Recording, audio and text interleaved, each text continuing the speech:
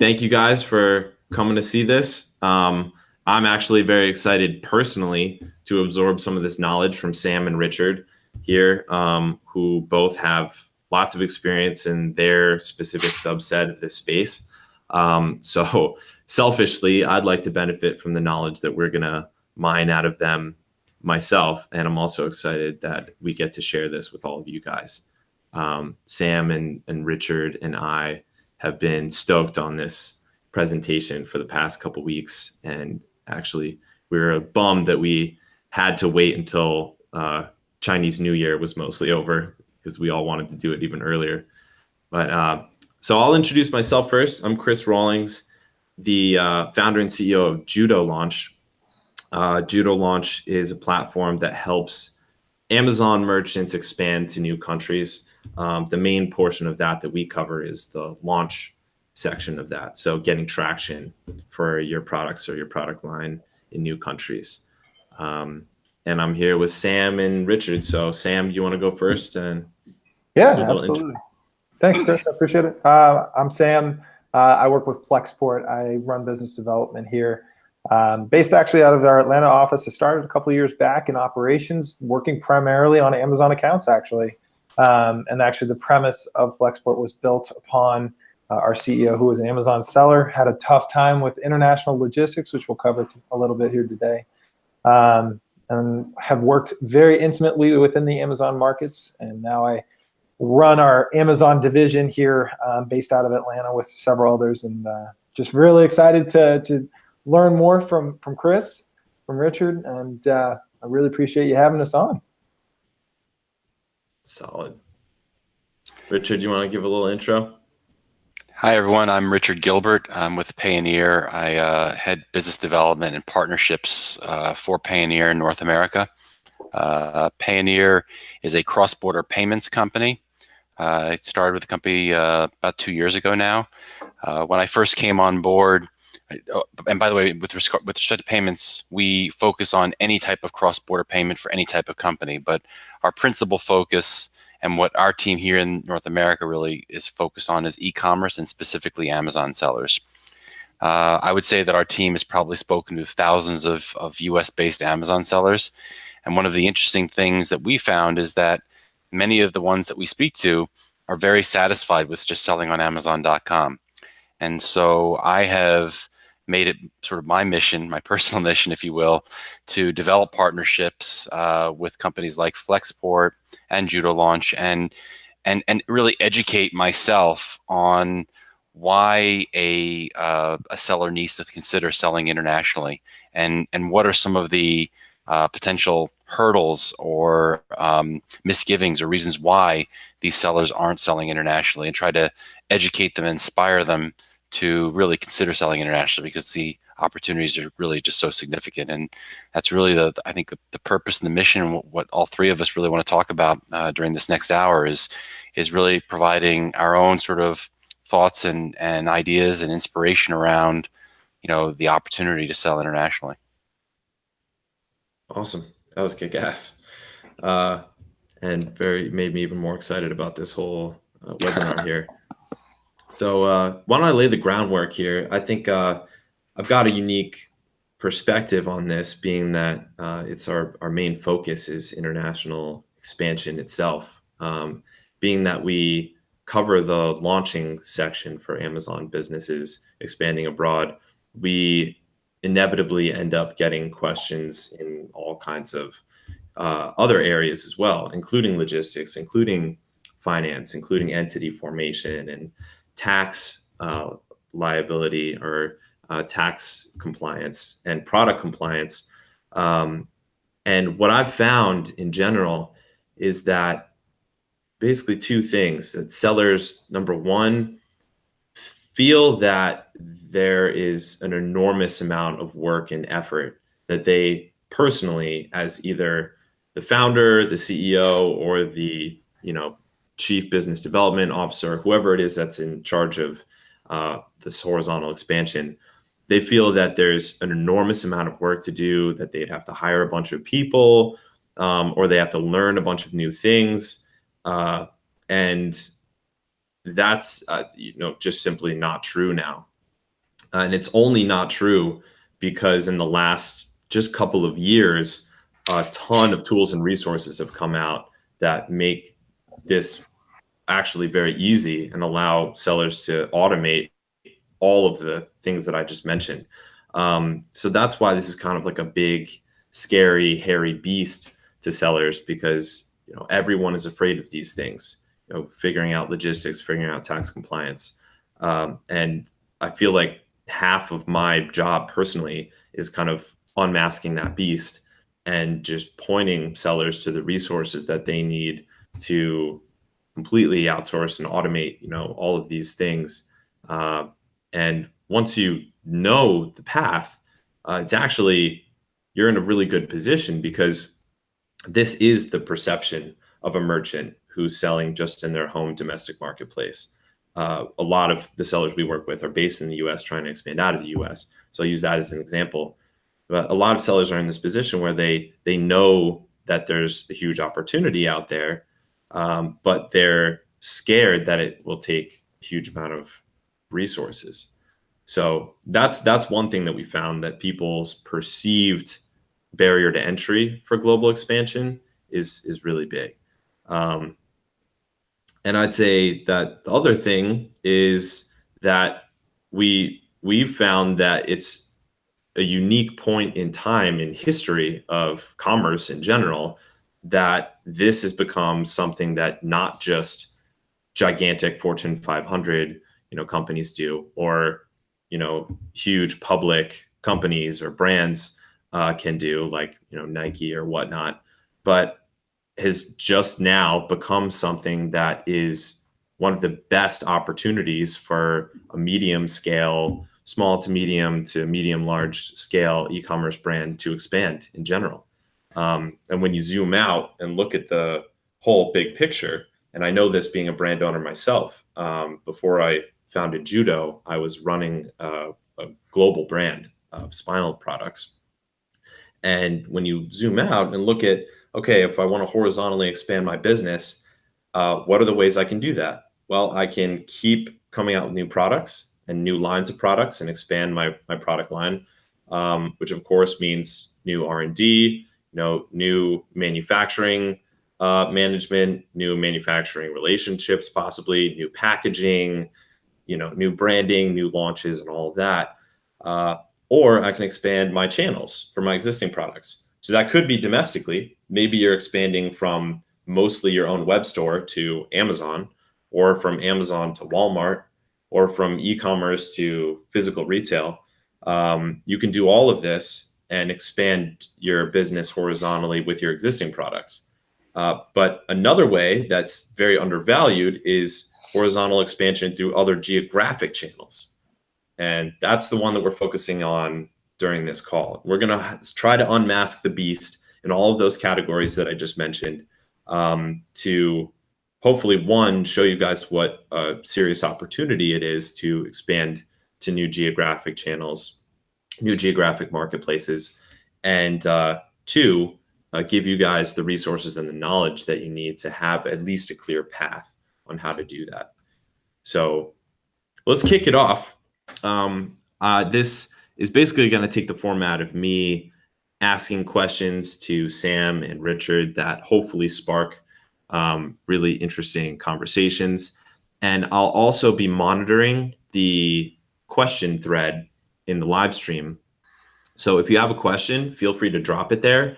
And if it's relevant enough, we'll try to cover it during our discussion. If it would take us off the rails, then we'll wait until the end, and we'll dedicate the very end of the webinar to handling some of the questions that come in as well. So this is a very interactive thing. Feel free to drop your questions, comments in there. So yeah, let's kick it off. Sam, I'm going to start with a question for you, because this is something that I get all the time, personally. And that kind of blows me away, that there's still the perception that this is such a barrier, such an issue. But, people ask us a lot can I ship my products directly from my manufacturing center to the Amazon fulfillment center in Europe? or do I have to ship them here first, inspect them or, repackage them and then ship them over? Is that possible? That's a great question. And I think that's a lot of where Flexport kind of comes in, is being able to help you go into any Amazon market that you'd like to. And Amazon's somewhat, and I think you were kind of alluding to this, Chris, is the fact that Amazon is somewhat this day and age's gold mine, if you will, as far as just there's so much opportunity out there. And Amazon has made it pretty easy to sell all kinds of products on their platform. And then more importantly, provide a forum for, selling those goods, not just in the United States, which we predominantly serve mostly United States sellers, not by choice necessarily, but just kind of nature of the beast as we grow the Flexport footprint. But our capabilities span in the United States and Canada, UK, Germany. We are launching our Flexport Amazon Australia line here shortly. So the capabilities, as far as from our standpoint, kind of span the globe. And that's the beautiful thing about, and with Flexport being the freight forwarder, we can go directly to your supplier, provided you give us this information, pick up your goods. Hopefully it's fully loaded. If you have a full container, that's when it's most advantageous to deliver directly into any Amazon FBA location and just handle it directly for you, while giving you this visibility throughout the entire process. Because that's, I think, a big piece of what the individuals that we deal with and that come to us and we serve, is that they want, one, peace of mind, knowing where their goods are at any given time. Chris, I think you know this best with your brand, and we are fortunate enough to move your goods. And we've had lunch a couple of times, and I've heard you say, time is money, and that's what we're trying to invest as far as, saving our clients time. There is so much to do when you're launching new brands, you're going into new markets. The last thing you want to worry about is the logistics aspect of it. And that's where Flexport comes in, to not only help you go into new markets, but to execute for you, execute flawlessly. And all you got to do is log into the platform, know exactly where your goods are, communicate with your dedicated team, where you have individuals located around the globe ready to help you out, answer questions at any given time, and just make sure it goes smoothly so that you can focus on the more important aspects, or the more fun, really, aspects of building your brand, launching new product lines, going into the UK, going into Germany, and really becoming that global brand that I think everybody wants. So kind of a long-winded answer to a short question, but yes, that's the kind of the premise of Flexport, is to help with that expansion. Solid. Yeah. So then, just to sum, it is possible and, definitely feasible for a seller who's selling in the US to start shipping directly from the door of their supplier to the very door of the fulfillment center. Absolutely. With one partner. And that's best done. Now, that's if you're shipping full containers. It's got to be floor loaded so it can go directly in, and we can take it right from the port and deliver to your FBA location. A lot of our clients do mostly what we refer to as LCL work, unfortunately, in that situation, because you're lumped together with a bunch of other companies within the Flexport console box, and you're pretty much buying a space in that box. There's a deconsolidation process, but again, we help with that, the warehousing, the prep for Amazon, and then moving it forward. But if you have your own container, floor loaded, absolutely. That's what we're here to help with.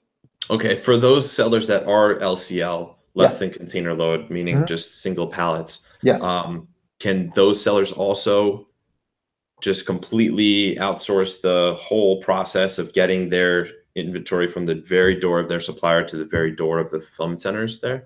100% handled by our Flexport team here.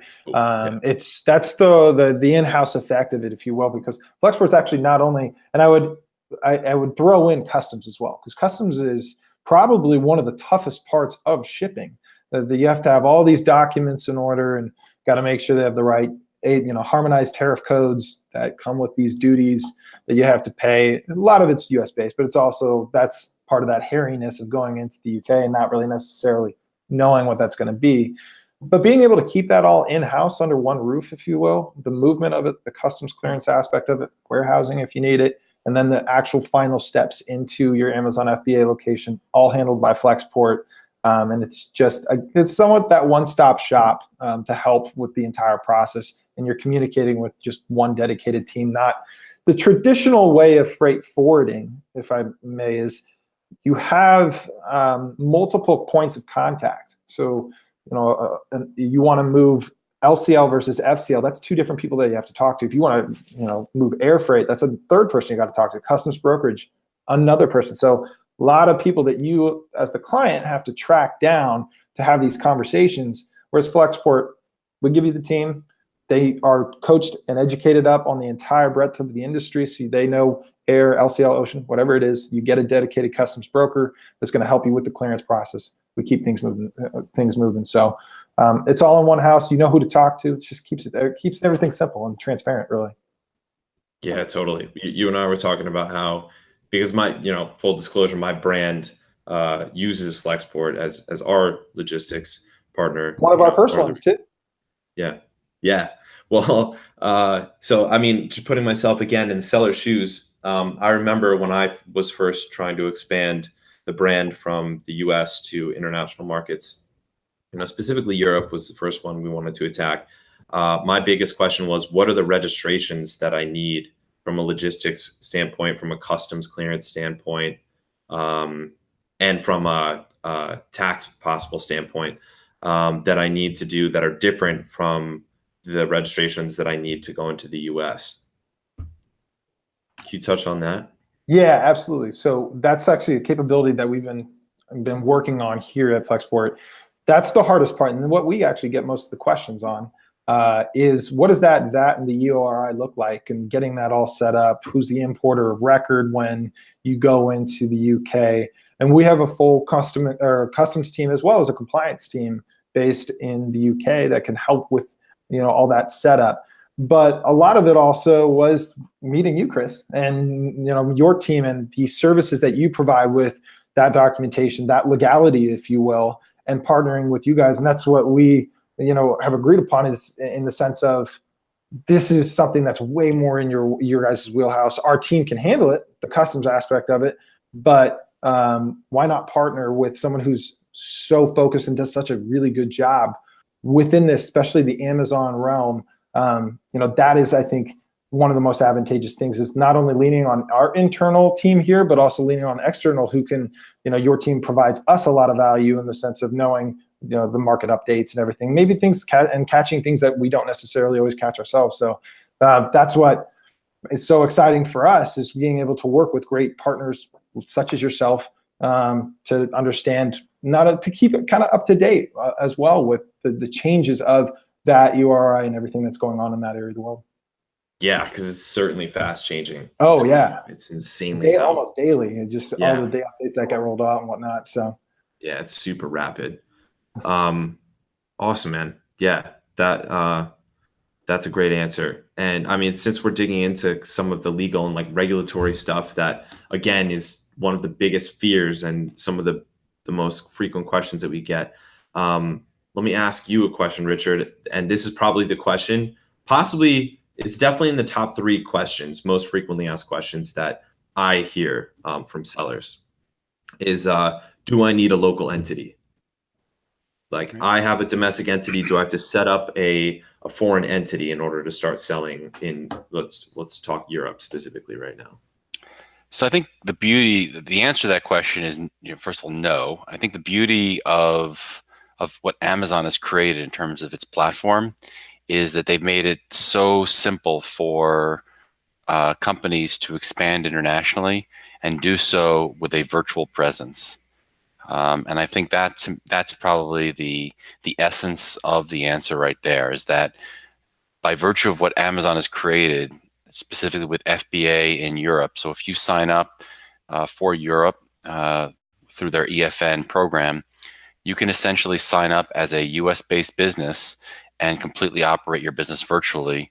And obviously, you'll need to work with partners like yourself and with Flexport and other companies that can help enable you to get your product overseas and then facilitate all of the other sorts of services that are required.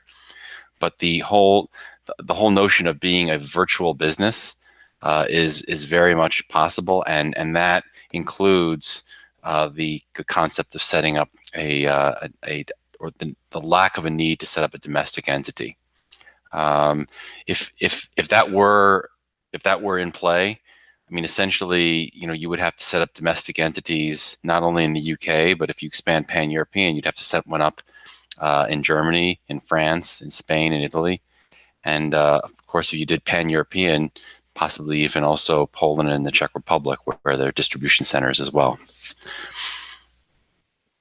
Yeah, yeah, that's pretty close to the answer that I give frequently. Although I have to add one point in there, and that is that if a domestic entity is opened, say you're opening in the UK, you want to start selling in the UK, that's your next big market from the US. If you do open a domestic entity there, you do not have to pay VAT on your sales for the first £85,000. 85,000. There's a threshold, but again, for and maybe for some sellers that makes a lot of sense. But at some point, you're going to reach the £85,000 threshold, and you still, by the way, have to register for VAT. Whether you're an entity or not, you must register. You can register as a non-EU seller or as an EU seller, as you've suggested. But for many sellers, certainly a seller who really wants to kill it in Europe, their plan will be to exceed 85,000 euros or pounds, which is, I guess, the equivalent of maybe $115,000 in revenue. Yeah. So, but then still for that first, $115-ish thousand in revenue, if they were to set up a local entity, they would, even if they exceeded that, they would still save that 20% that they would have paid on those first $100 plus thousand equivalent of sales. Yeah. Yes, that's true. Mm-hmm. Yeah. Okay. So I guess it is a balance, and it depends on how fast you want to move, I imagine, as well. Because if you want to just get up and running, you can do it without the entity, and you can just start selling, but you just have to know that you need to immediately start paying VAT. And like you said, Richard, you have to file for a VAT number either way. So yeah, no way to get around that. Mm-hmm. But what about for collection of payment and currency conversion? Is there any benefit from that perspective of setting up a local entity? Because you can't have a local bank account if you don't have a local entity, right? So here you can actually have, so we have some US sellers that will set up a UK entity, but they still are maintaining a virtual presence. And so what they will do is that they will use, the beauty of what Payoneer is essentially, it's a virtual bank account to enable a Amazon seller to be able to collect in any one of the Amazon marketplaces. So what we've done is we've established partnerships with with major banks. So in the UK, for instance, we have a partnership with Barclays, and we essentially issue our Amazon sellers who wish to sell on Amazon UK a Barclays bank account number, so that they can actually go into their Amazon Seller Central account. They put in the Barclays account number, and instead of Amazon paying their US bank and converting the funds are immediately delivered to that Barclays account in British pound sterling, which gives the seller the flexibility to convert the funds when they want to convert them at a much less expensive rate than what Amazon charges. The issue here is, if you're an entity, you can still set up a virtual bank account. You can also, if you want, fly over to the UK and set up an address and set up an actual bank account. There's obviously a lot more cost and overhead associated with that. And sometimes there are also even minimums that you need to maintain in that British bank account as well. So it's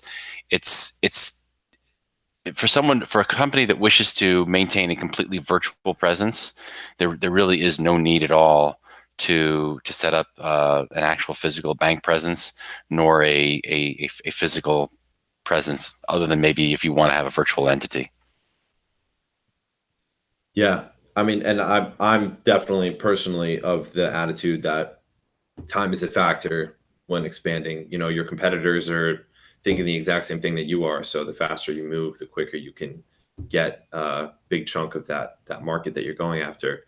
But if we're talking about speed, It is true though that you can just set up your foreign Amazon account linked directly to your US based bank account, right? Yes. That's very true. And so let's say you're on a schedule with Amazon where you're getting paid every 14 days. Basically, I think Amazon will send an email to the seller that they're preparing the payment, and then I think within 1 or 2 days that those funds will get sent and will hit your U.S. bank account. But in addition to all of the other sort of FBA fees that Amazon will extract, they also charge an additional 3.5% for converting the funds from GBP to your U.S. bank. And there is a cost associated with that. Yes, it certainly is a more expedient way of getting paid, and for some Amazon sellers, they want to have that cash flow immediately. I would argue, though, that there's more value in maybe an extra day of conversion time by passing it to Payoneer and then withdrawing it to your U.S. bank at a cheaper rate. And by the way, we start at 2% and then we go down with lifetime volume. And the second issue is the issue of flexibility. I would say one of the things that's little known about Payoneer and what we're trying to do, our real reason for being is we want to disrupt the international bank wire. And one of the great sort of capabilities that Payoneer offers Amazon sellers that are selling internationally is the ability for them to use their local account to actually make local payments, thereby disrupting or not having to use international wire. So if you have a local account in the UK, or if you have a logistics provider or some other provider in the UK that is invoicing you in British pound sterling, you can actually use your Payoneer account to pay off those invoices in GBP. So the old way of doing business, again, if I was just getting paid by Amazon, the funds are converting from my UK account and being sent back to my US account at a 3.5% rate, and then all of a sudden I'm subjected to these invoices in the UK, so I'm having to wire money back out. So it's essentially a double conversion. The other feature that we offer, which we rolled out middle of last year, is we actually have integrations with the HMRC, which is the British Tax Authority. So from your Payoneer portal, you can actually pay your VAT tax directly, and it's a same-day transfer of funds to the HMRC, and we do this now for the German Tax Authority, and then in the other countries. There's it's a little bit different VAT tax structure. You actually have to make, if you're a foreign seller, you have to make your payment through what's called a fiscal representative. And in those scenarios, we've developed partnerships with fiscal reps where the payments can be made through them to the appropriate Spanish, French, and Italian tax authorities. Okay, wow. But they're all free that part payment. I actually didn't know. That's actually, so that's double then, right? Because you said Amazon's currency conversion rate is 3.5%. If you just use a Payoneer account instead, just the very simple act of opening it up brings you down to 2% maximum, and it goes down to how low with lifetime volume can you get? We have some multi-million-dollar sellers that are getting charged basis points. 0.5%. Okay. Oh yeah, less than 1%, definitely. So you're taking your conversion rate from 3.5% down to anywhere between 0.5% and 2%. So that's already huge, especially if you're talking about big numbers. That can be thousands, tens of thousands per month. So there's that. But then the other side of it is, normally for a seller, if they took the lazy route and just opened up their account, linked it to their US USD account, then they would get these payouts at this horrible conversion rate from Amazon, and then again get another conversion rate dinged on them and a wire fee when they send out their VAT payments for all of the sales that they've done in Europe. So they're being charged double. And that's wow. Yeah. So By the way, that's the aspect of this that I did not grasp until you just walked us through that. One thing I want to just, not that I want to be critical or correct you, but you said the lazy way. Actually, believe it or not, many Amazon sellers don't even realize that there are alternatives. When you set up your Amazon account in Europe, in the UK and the rest of Europe, it basically sort of opts you into connecting to your bank details from your FBA US account, North America account. So a lot of sellers don't even realize it. It's more, again, I didn't want to pick up on the word you used with lazy. I didn't mean it like that, but it's really it's actually that many sellers, they just don't know that it's unbeknownst to them. And that they can actually go into their Amazon Seller Central account, into the bank details section, and they can opt out of having Amazon Currency Converter for sellers make the payment to your U.S. bank, and instead you can offer a third-party bank details. Yeah, no, that's a good point. Lazy is probably the wrong word because, like you said, Amazon makes it very easy for you to do it that way. If I was them, I would want that as well because I'm getting that nice fat spread, an additional 3.5% on all the sales that my seller's making. So, yeah, I'd probably do the same thing if I was in Amazon shoes, but it's definitely not the smartest choice from a seller's perspective. Yeah, because I'm just thinking that right now for, putting myself in the shoes of my own brand, getting paid in the euros or British pounds or whatnot, and then paying my fees with that same account just saves me double. And I don't have to just keep on getting slammed on conversion rate back and forth. It's just much more efficient. So, yeah, I didn't even expect that question to take us down that rabbit hole, but I'm glad we went there. Some other aspects. I mean, this virtual bank account really does operate like any kind of bank account. So let's say, God forbid, you have excess inventory that's stuck in Europe as well, and let's say you found a wholesaler that you could sell it to, and that wholesaler wants to pay you in British pound sterling or a euro. You can actually use your Payoneer account and just send. It's an ACH transfer. You can actually receive funds from other businesses as well into those accounts. Yeah, that's hugely valuable in a lot of different ways that I'm sure I'm not even fully grasping because I've just never thought from that perspective, which is why I was so excited to chat with you guys. Hey, Richard, I got a question for you, if I may. We deal with a lot of companies at Flexport who have maybe multiple entities. They sell into various markets.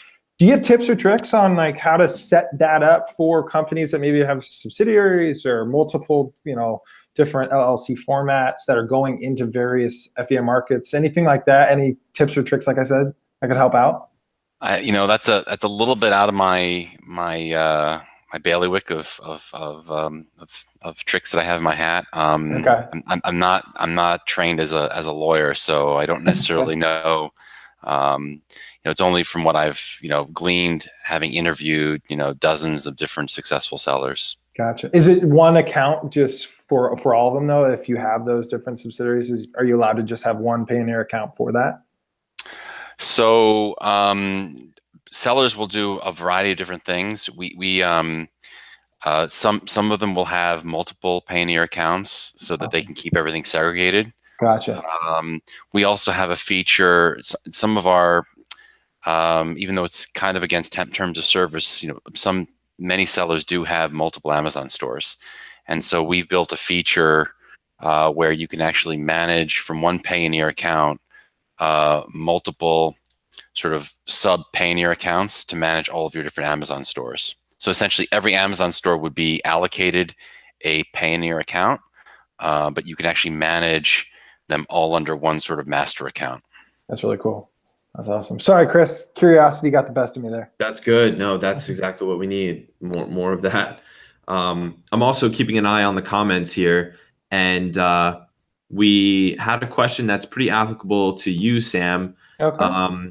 The audience seems to be fairly sold after your answers to my first couple questions on the fact that Flexport eliminates the headache of getting from point A to point B and not dealing with so many partners and just having, one point of contact and so on. But they want to hear more about the cost side.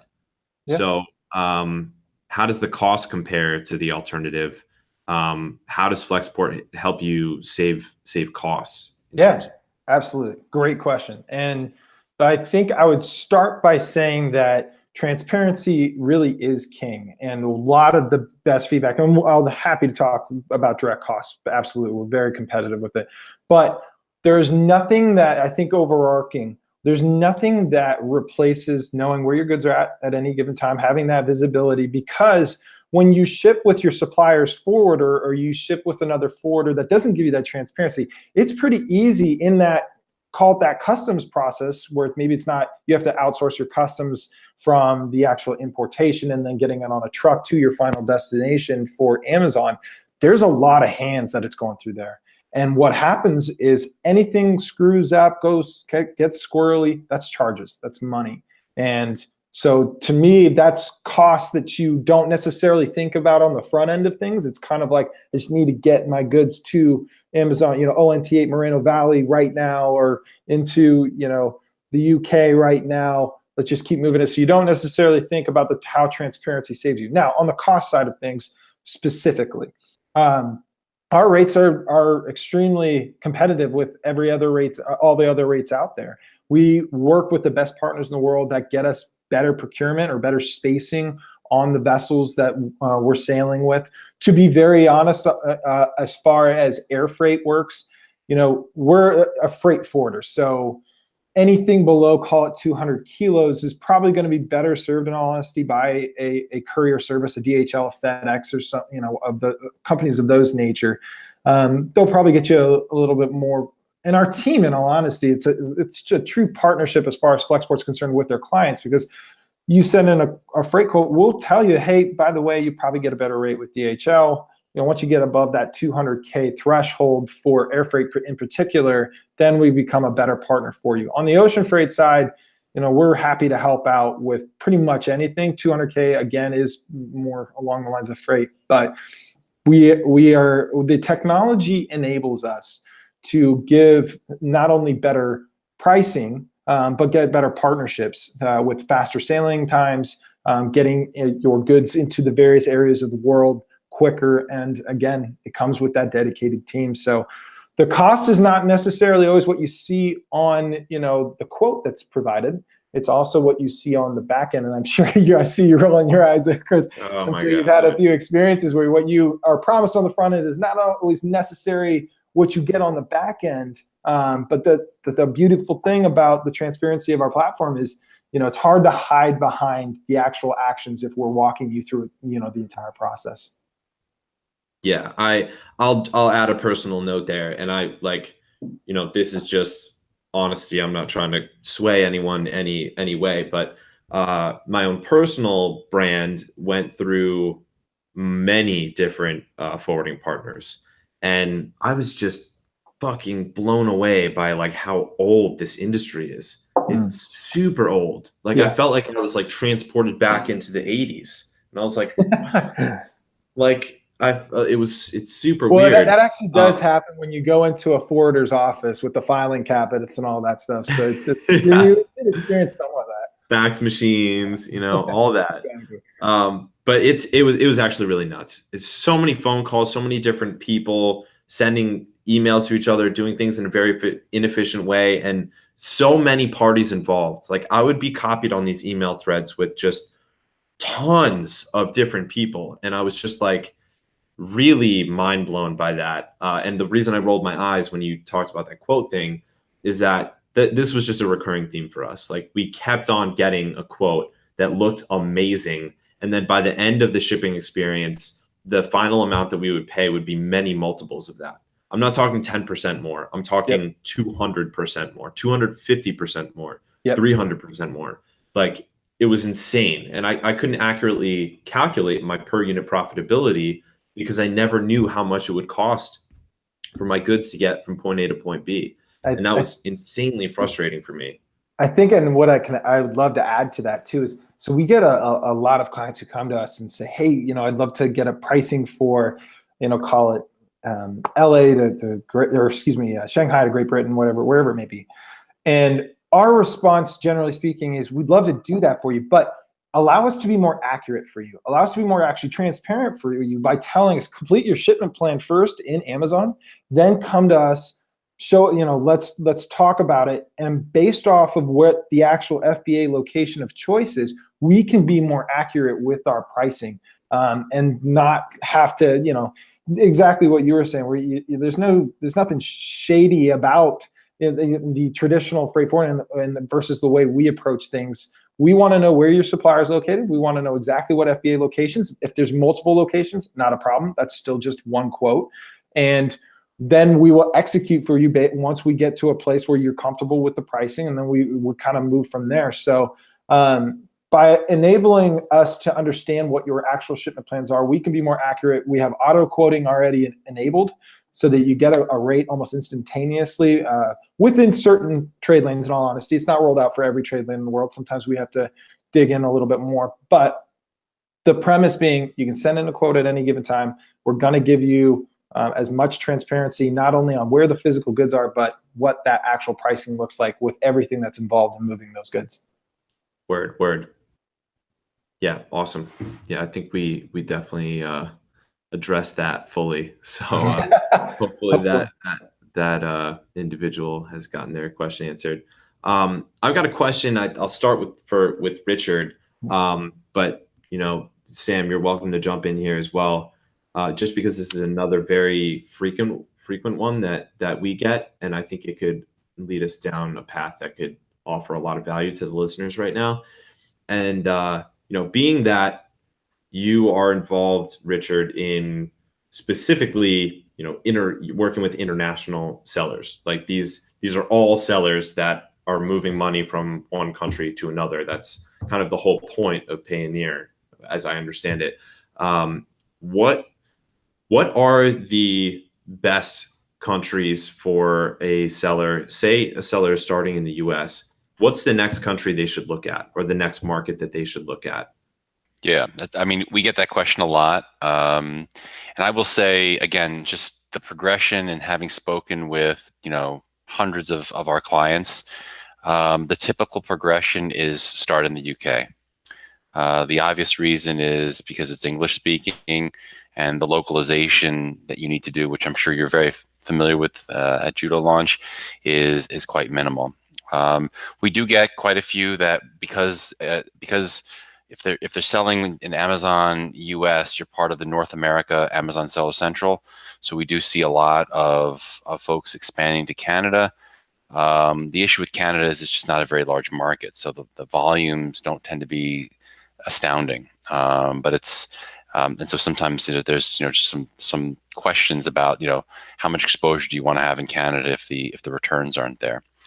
But to answer the question even more fully, I will say beyond just the UK, Germany is a very, very strong market. In fact, one would argue that it's growing faster than the UK right now.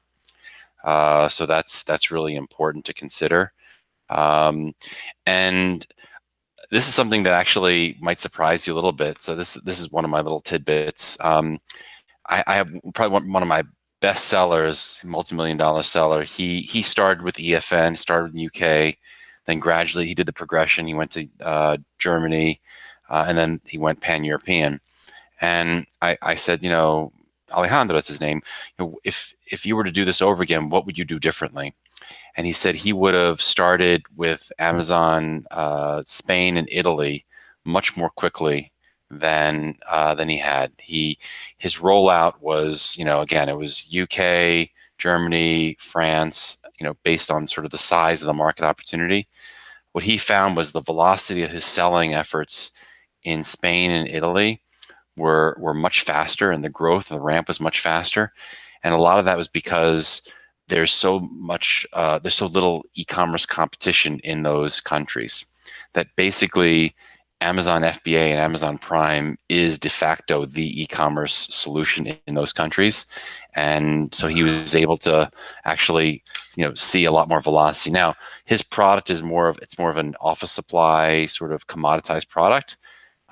So you take that as to take his assortment as well as maybe a reason why he was sort of regretting not going into Spain and Italy more quickly.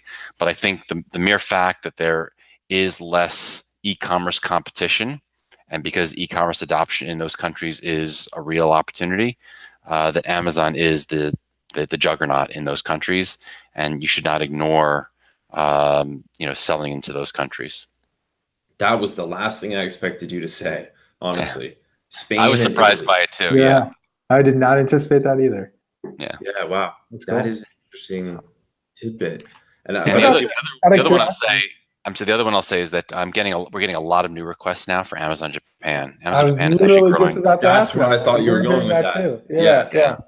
Amazon Japan is growing really fast right now, and a lot of sellers that feel like they've maxed out or have just sort of peaked and or looking for new growth opportunities. Amazon Japan and Australia too. I mean, Australia is sort of the hot new market just because it just opened up in November, and it's English speaking. But Japan really is it's a very mature e-commerce market. The demographics there are really strong, and there's real demand for American product. I'll also add in there that so we're in direct contact with Amazon's international expansion team for Japan, and what I've been hearing from them is that Amazon is investing in a big way in Japan specifically. Amazon wants to own Japan's e-commerce space. So every time I've talked to them, they've said, trust me, Japan is huge and it's growing really fast. It is going to grow even faster in the next couple of years. And this is coming directly from Amazon, by the way.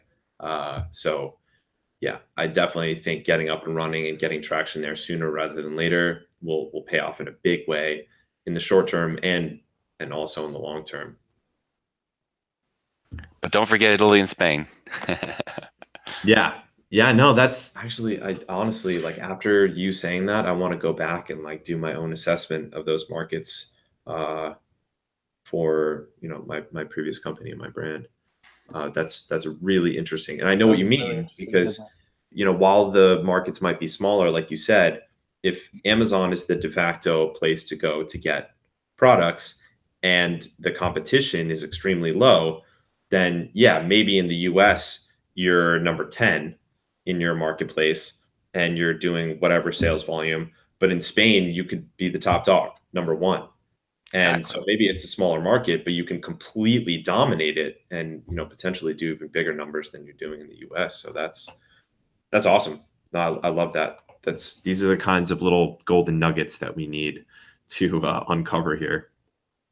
Guys, we have 10 minutes left. So I want to just as the moderator here, make sure that we cover everything, get to some of these questions because people have been leaving questions in the comment section that I think would be very valuable for everyone to hear the answer to. So we'll do that. But right before we get into that, I just want to give a couple minutes for you guys to just give one tip, something that a seller can do right now that can accelerate the process for them expanding abroad, or maybe even not even that. Maybe it's something they can do right now that would save them costs on another seller or give them an advantage that they can do during this webinar or after this webinar. And I've got my own as well. Awesome. Do you want me to start? Yeah, go ahead. Go right ahead. Yeah. So I think honestly, one of the best things that honestly what was told to me by one of our top sellers, and that I've learned in a couple of years of doing this, is actually the most advantageous way to save money. I'll give you two. Well, the first one is your relationship with your supplier is absolutely key. And there's nothing that replaces being able to go meet your supplier from the logistics aspect of it, be able to meet your supplier, shake their hand, see the circumstances and the kind of work environment that they're in, and be able to evaluate that, assess whether you are comfortable with that relationship. Because what it'll also do is set you up with a better minimum order quantity or MOQ as far as making your goods. And then additionally, it gives you better Incoterms. So as far as who owns pretty much the liability in the journey of your cargo. So that would be the first one, is nothing replaces being able to shake someone in the hand and say, great, glad we have this relationship. Let's move forward and make great product together. The second one would be, it's just kind of a smaller one in all honesty, but is not well documented, I don't think. And that's the fact that it's actually more advantageous not to palletize your goods. I think a lot of suppliers push to have your goods palletized because, it's just part of the process. But what you inevitably run into is as far as the logistics aspect of it is, this is an industry that's based off of weight and volume. So you're pretty much adding, weight and volume to every shipment when you palletize. So I think by evaluating your products, saying, okay, I'm moving t-shirts, not a fragile good. Let's move loose cartons. Let's get it to warehousing into the United States. Let's have it, prep, packed, get it ready to go, palletized properly for FBA, and then move it. And Flexport can handle all of this as well, I will slightly add. But we can move, you save yourself a lot of money in that transit of goods by not palletizing. And the worst situation that you would want to get into is having a supplier who is not familiar with Amazon's strict restrictions on palletization. And ultimately, you pay for a journey that is palletized, but with plastic pallets, call it. So now you paid more for a journey that is, that wasn't necessary. And then you have to pay for the depalletization, the repalletization. So those would be the kind of the two quick tips I would add as far as saving some costs. That's awesome, dude. That was a really good gem. That's a good nugget. I have met a number of sellers who don't know that you can do that. Because like you said, it's about space, and you can optimize the space if you can just go carton to carton, floor to ceiling. Yeah, absolutely. So that and the labeling too. So you have your supplier apply the labels, streamlines the whole process. Awesome. Love it. Richard, you want to give us another little golden nugget? Yeah, I mean, we talked about it already, but I just want to add a little bit to this concept. So this whole notion of maintaining a virtual presence, I think, it's just an amazing opportunity that Amazon sellers have today, and Amazon enables that capability. It's an amazing platform, and sellers should really take advantage of it. I think what's really interesting, though, there's some components of being virtual that you need to also manage a little bit more closely. Obviously, one of them is currency risk. So if you were not sort of in touch with any kind of currency conversion issues, I mean, there've been times, for instance, like when Brexit was first announced, there was a massive devaluation of the pound to the dollar. And so if you're not watching those types of issues closely, you'll have to shift your pricing quickly, otherwise you're going to lose money. So you have to pay attention to those kinds of devaluation issues, and that's something that's and there are tools that are out there, and Payoneer is trying to build tools as well to help sellers in that regard. They're not available yet, but we're trying. The other issue that I would like to state as well is that making sure that you do have local partners in country. For instance, you don't necessarily have to have all of your inventory in FBA. We all know that maintaining your inventory in FBA is expensive, and it can be compounded if you're shipping a container load or a pallet, whatever it might be, to FBA in the UK and throughout Europe. So to the extent that you can have local partners where you can basically sort of offload some of that inventory and then essentially just in time it for FBA, that's I think a great way to save some money in terms of FBA fees. Awesome. That's awesome. Those are some hot tips. I'm going to add one last one in here before we get to questions. And that is, I'll just say, one thing that I see as a misstep that a lot of sellers make is not having a professionally translated listing.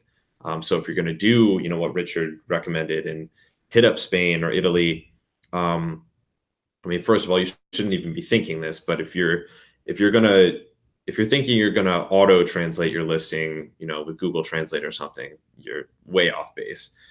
If you're thinking you're gonna get a regular translator to translate your listing, you're probably still off base, because they will translate your listing but not optimize it for Amazon.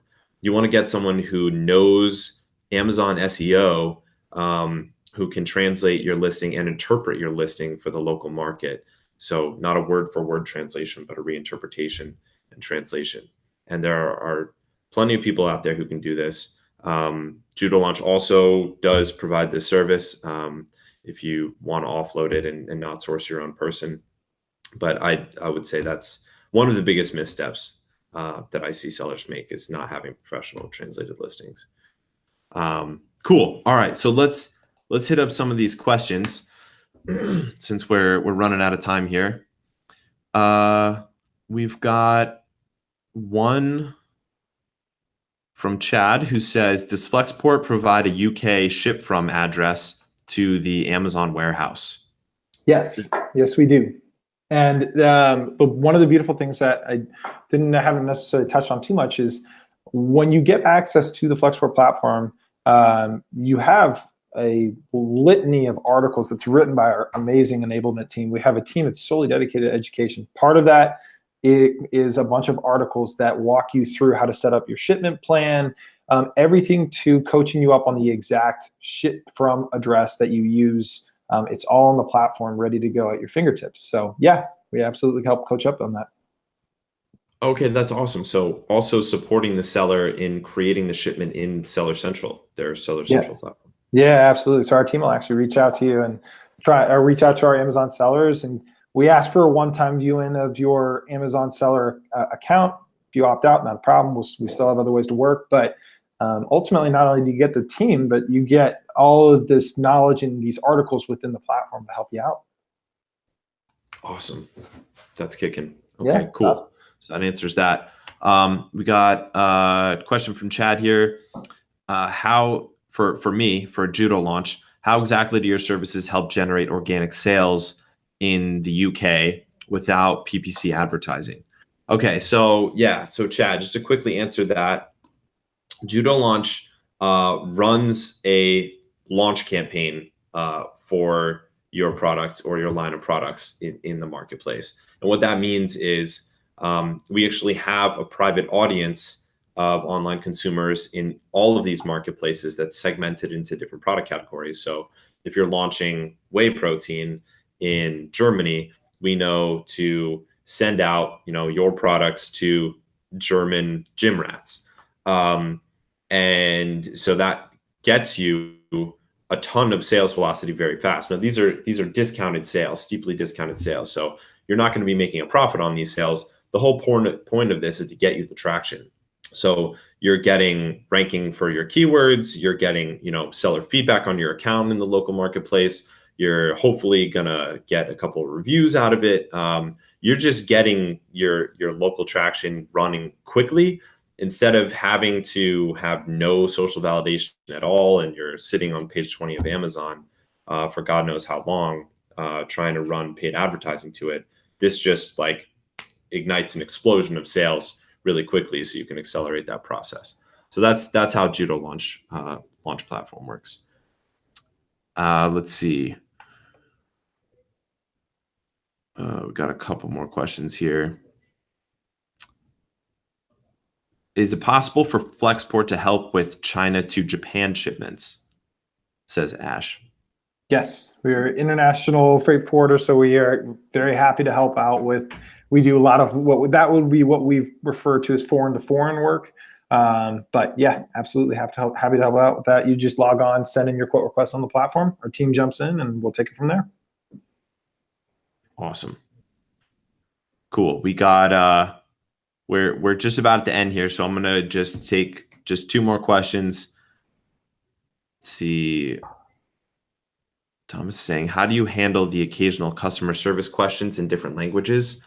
I'm going to pair that up with another question that was asked about Judolaunch's Automate service, and just try to tackle both of those at one time. So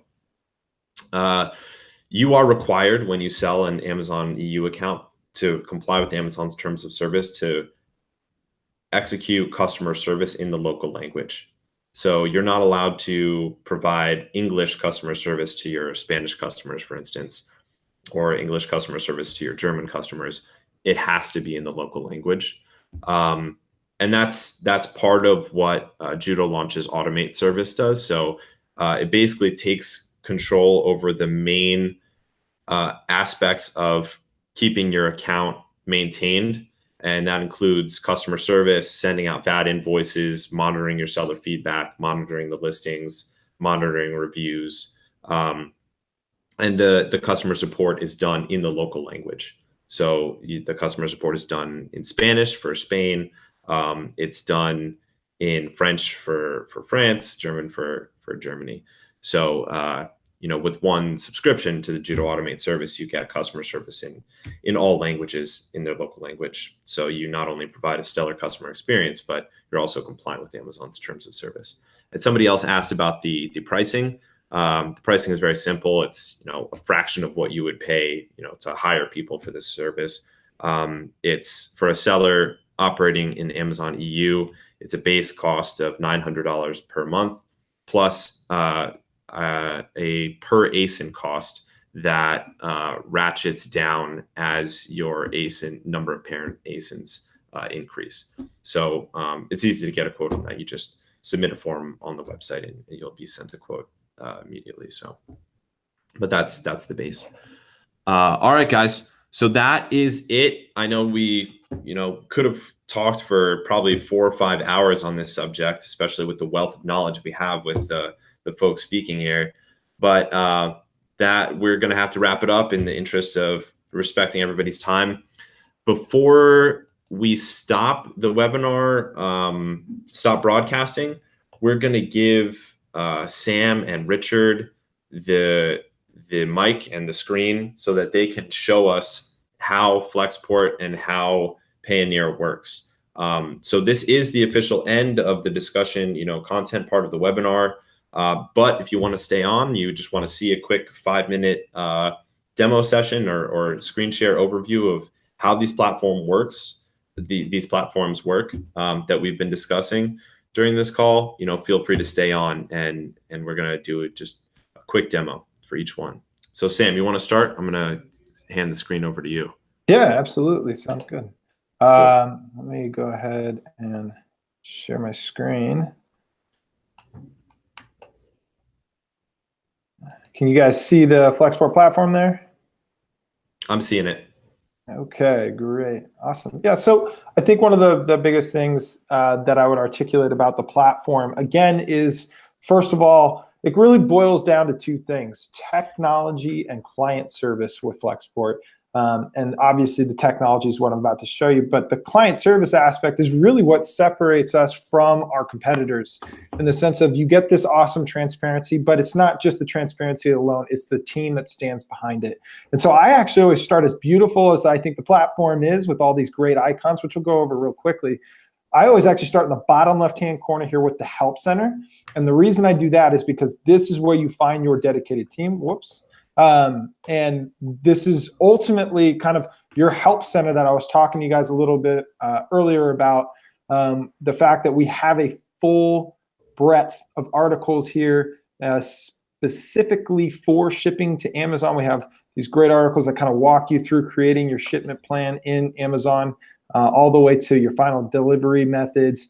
And then we even give 5 quick keys on how to successfully ship to Amazon FBA. So the platform is not only great for the transparency of knowing where your goods are at any given time, but it's also great as far as knowing where that you have a team there.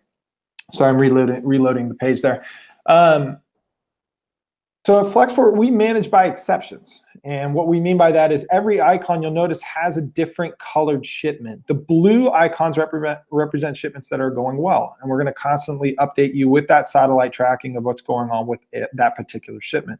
The orange icons are the ones that we kind of want to draw your attention more to. And that is, once you book a shipment with Flexport, we give you the game plan, so to speak. But if that game plan changes, that's what we call an exception. And if you click on that exception, you'll notice that this is undergoing a customs x-ray exam. Whatever that change is, we're going to highlight it to you and let you know what's going on.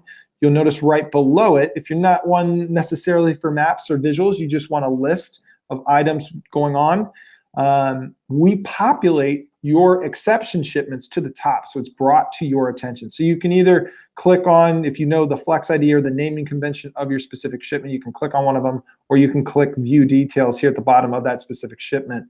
And it launches you into what I would refer to as the Facebook page for this specific shipment. What you'll notice is that you get a running dialogue and track record with your dedicated team. And so from the moment that Amy Lance here booked the shipment, we're giving you updates from when it got picked up from your factory all the way up to this point where we have that customs x-ray exam read from your teams giving you the update. You can respond. So we use, similar to Facebook and Twitter, at tag function, where you can literally just type at, and then you talk to Kayla, who may be on your team, or you want to talk to multiple people on the Flexport side as well as maybe your team side, and then send a quick message. It's the best way to communicate with your team about ongoing shipments. I think Chris alluded to it well earlier. We get rid of all this documentation and the clunky 80s feel of shipping by holding your documents for you here in the middle of the page. You click on that. Everything is uploaded by your dedicated team here. So just know that we're here to kind of help provide that visibility as well. And then I think the last thing I would show you, because I know we're running a little over time, is just showing you how easy it is to get a quote. On the left side here, the tab, you'll see the quotes tab. Click on that. Up in the right-hand corner, you just click request quote, and we make it as easy as possible. You just give it a quick name, let us know how you're moving your shipment. Origin would be your manufacturing site. The destination would be your Amazon FBA location as dictated by your shipment plan. And then everything from cargo, let us know what kind of product it is. If you have any questions, comments, concerns, use the memo box, send it off to our team. It takes us about 24 hours at most to get you a rate back. And then we start moving your goods, and that's where it becomes part of this beautiful dashboard here, and we kind of communicate to you. So it truly is the one-stop shop for everything. We also help with the analytics of your business. We found that a lot of our growing businesses like to know how they're spending their money with Flexport. So why not give them the tools to know how they're spending their money in various ways, and give them the opportunity to export that data if they're trying to share it with their business partners or whomever it may be. So that's kind of the quick tutorial of the Flexport platform. I'm happy to answer more. We host weekly webinars if you want to learn a little bit more. We're also having our launch event here in Atlanta on March 8th. So please come join us. It's a free event, and I'm happy to meet all of you guys. So that's pretty much it from our end. I'm gonna go ahead and stop sharing. But awesome. I actually haven't personally been in the platform in a while because my staff, handle shipments. So I noticed that you guys have had a visual rebrand UI upgrade. Yeah, we did the rebrand last week. It was a beautiful launch done by our lead designer here. He did an amazing job. So we're really excited around here for that rebrand. Nice. Yeah, it looks very beautiful. Thanks. I'll send the feedback. Awesome. All right, Richard, you want to share with us your screen for a moment? Sure. Cool. All right, we gotcha. All right. So actually, we don't have, as Payoneer, we don't have access to Payoneer accounts. There is a kind of like a fake sort of account that we can access, but I think it's better just to share PowerPoints of what the Payoneer account looks like. First of all, it's really easy to sign up for Payoneer. It's free. It's a 4-step process, and it usually takes about 30 minutes to maybe a day maximum to go through the KYC process for becoming a Payoneer account holder. The Payoneer account really looks like this. It's got 4 main windows. The global payment service is those are the virtual accounts. We offer when you first sign up with Payoneer, we issue you a USD account, a Euro account, and a GBP account, and then upon request, we can issue you a JPY account for Amazon Japan, a CNY account for Amazon China. We also have the Australian dollar account, the Mexican peso account, and I forgot to add here the Canadian dollar account as well. So we support every Amazon market except for Amazon India at this time. The other windows here that are really, well, here, I'll just go to this slide. So this is the global payment service. When you click onto that, you can actually see all of the different accounts that you'll have, your USD balances, or your Euro balances, your GBP balances, and so forth. If you want to take certain actions, like you want to be able to withdraw funds from your account, you can actually go into the withdraw to bank, and you can actually withdraw funds to your bank account. You can also use this to actually make payments as well and pay, let's say that local FBA logistics provider that you have in the UK that you want to use your UK balances for. We also have a downloadable history where you can view all of your transactions, and you can actually download them into a CSV file, and you can provide them to your accountant. And then we also have payment history as well. So the user interface for Payoneer is really quite simple and very, very intuitive. So when you're in the global payment service, basically this is an example of the USD and Euro account. So basically here you would just simply provide, this is the actual bank routing number that we provide, as well as the account number. And this is the number that you would give to, Amazon, or give to anyone who wants to pay you for that particular account. And then this here is a view of Amazon Seller Central. Again, if you're in the global bank account section of your Amazon Seller Central account, what you're opted into is Amazon Currency Converter for sellers, but you can actually go into utilizing a third-party banking solution. You can click on that tab, and then you can put in all of your bank detail information here. Here's an example of the Barclays bank account, along with the sort code and the bank account number that you would provide to Amazon Seller Central. And that's pretty much it. I'm going to stop sharing. It's again very simple and straightforward platform, and very easy to use. Awesome. Cool. All right, that wraps it up for us then. Thank you, guys. Thank you, Chris. Yeah, I really appreciate you guys taking the time to Thank you. Share your expertise. This has been awesome. Really exciting. Are you guys both planning on being at the Prosper show in a couple of weeks? We'll be there. Yeah. We will not be there. No, we're gonna be in China. Oh, so, all right. We're gonna be in Shanghai. Cool. Yeah. Yep. Awesome. Well, Richard, I'll see you there. I'm looking forward to it, Sam. We'll see you there. Sounds good. Cool. Awesome. All Thanks, right. guys. Bye, guys. Bye-bye.